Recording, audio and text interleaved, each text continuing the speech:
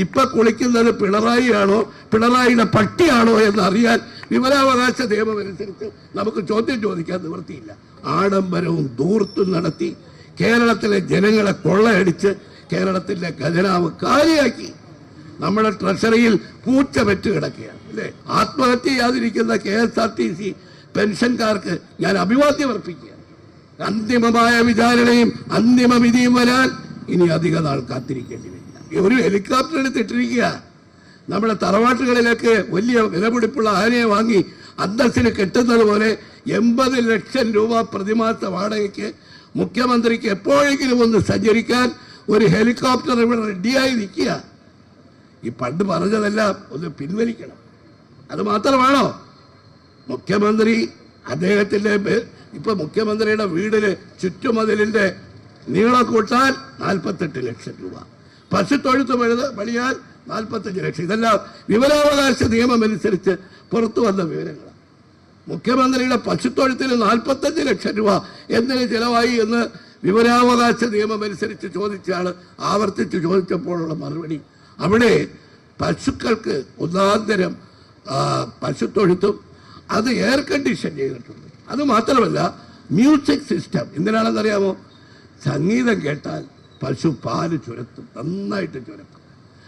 പാട്ട് കേട്ടാൽ പാല് നന്നായിട്ട് ചുരത്തും അല്ലേ? അപ്പോൾ മുഖ്യമന്ത്രിയുടെ പശുക്കൾ എത്ര ഭാഗ്യം ചെയ്ത പശുക്കളാണ്. പാട്ട് കേട്ട് ശീതള അവസ്ഥയിൽ നമ്മുടെ പണമാണ്, നികുതി പണം. അപ്പോൾ അതിനൊക്കെ മുഖ്യമന്ത്രിക്ക് ഒരു 48 ലക്ഷം മുടക്കി മതിലിന്റെ കൂട്ടം എന്തിനാ? അവിടെ നടക്കുന്ന കാര്യങ്ങൾ ആരും കാണാൻ പാടില്ല. അവിടെ ഒരു നീന്തൽക്കുളം ഉണ്ടാക്കി CK കരുണാകരൻ. അതും കൂടി നിങ്ങൾ അറിഞ്ഞിരിക്കണമല്ലോ. പുതിയ ചെറുപ്പക്കാർക്ക് അറിയില്ല. നിയമസഭയിൽ കരുണാകരന്റെ മന്ത്രിസഭ പോയി, നയനാരുടെ മന്ത്രിസഭ വന്നു. ഈ നീന്തൽക്കുളത്തെക്കുറിച്ച് ആരോ പറഞ്ഞപ്പോൾ നയനാര് പറഞ്ഞ മറുപടി, അത് ഞാൻ ജാതി കുളിക്കില്ല, ഓന് കുളിക്കാൻ ഉണ്ടാക്കിയതാ, എന്റെ പട്ടി കുളിക്കുമെന്ന് പറഞ്ഞു. നയനാര് പോയി, അച്യുതാനന്ദൻ വന്നു, ഇപ്പൊ പിണറായി വിജയൻ. ഇപ്പൊ കുളിക്കുന്നത് പിണറായിയാണോ പിണറായിയുടെ പട്ടിയാണോ എന്നറിയാൻ വിവരാവകാശ നിയമം അനുസരിച്ച് നമുക്ക് ചോദ്യം ചോദിക്കാൻ നിവൃത്തിയില്ല. അതുകൊണ്ട് മുഖ്യമന്ത്രിയോട് ചോദിക്കുക. ഈ ആഡംബരം മുമ്പുണ്ടായിരുന്ന മുഖ്യമന്ത്രിയും മന്ത്രിമാരും നടത്തിയ ആഡംബരത്തെക്കുറിച്ച് പറഞ്ഞ ആളുകൾ ഇന്ന് ആഡംബരവും ധൂർത്തും നടത്തി കേരളത്തിലെ ജനങ്ങളെ കൊള്ളയടിച്ച് കേരളത്തിന്റെ ഖജനാവ് കാലിയാക്കി.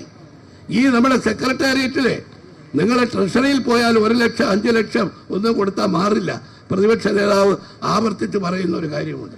നമ്മുടെ ട്രഷറിയിൽ പൂച്ച വെറ്റ് കിടക്കുകയാണ് അല്ലേ? ആള് താമസമില്ലാത്തടത്ത് പൂച്ച വന്ന് ഒരുപാട് കുട്ടികളും ഉണ്ടാവും. ഇവിടെ പണമില്ലാത്ത ട്രഷറിയിൽ പൂച്ച വെറ്റ് കിടക്കുക. പെൻഷൻ കൊടുക്കുന്നില്ല, കൃഷിക്കാർക്ക് പണം കൊടുക്കുന്നില്ല, ആർക്കും ഒന്നും കൊടുക്കുന്നില്ല. KSRTC പെൻഷൻകാരുടെ കാര്യം പറയാതിരിക്കുകയാണ് നല്ലത്. ആത്മഹത്യ ചെയ്യാതിരിക്കുന്ന KSRTC പെൻഷൻകാർക്ക് ഞാൻ അഭിവാദ്യം അർപ്പിക്കുകയാണ്. കാരണം ഹൈക്കോടതി പറഞ്ഞു, നിങ്ങളിനി ദേവൻ രാമചന്ദ്രന്റെ ഒരു വിധി, നിങ്ങളൊരു കാര്യം ചെയ്യണം, ഇത് മാത്രം കരുതി ജീവിക്കാമെന്ന് വിചാരിക്കില്ല, നല്ല കൂലിപ്പണിക്ക് പോകാൻ പറഞ്ഞു.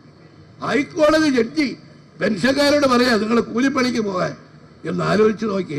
കേരളത്തിന്റെ ചരിത്രത്തിൽ ഇങ്ങനെയൊരു ദുർഭരണം, ഇങ്ങനെയൊരു അഴിമതി ഭരണം, ഇങ്ങനെയൊരു ജനദ്രോഹ ഭരണം ഉണ്ടായിട്ടുള്ളോ? ആ ഭരണത്തിന്റെ ഇല്ലാത്ത നേട്ടങ്ങൾ പറയാൻ മുഖ്യമന്ത്രിയും കൂട്ടരും ജനങ്ങളുടെ നികുതി പണത്തിൽ ആഡംബര യാത്ര നടത്തുമ്പോൾ അവരെ പ്രതിക്കൂട്ടിൽ നടത്തി കുറ്റവിചാരണ നടത്തുക എന്നുള്ളത് പ്രതിപക്ഷത്തിന്റെ UDFന്റെ ചുമതലയാണ്. ആ ചുമതല നമ്മൾ നിർവഹിക്കുന്നു. വിചാരണ നടന്നുകൊണ്ടിരിക്കുന്നു. പക്ഷേ അന്തിമമായ വിചാരണയും അന്തിമ വിധിയും വരാൻ ഇനി അധിക നാൾ കാത്തിരിക്കേണ്ടി വരും.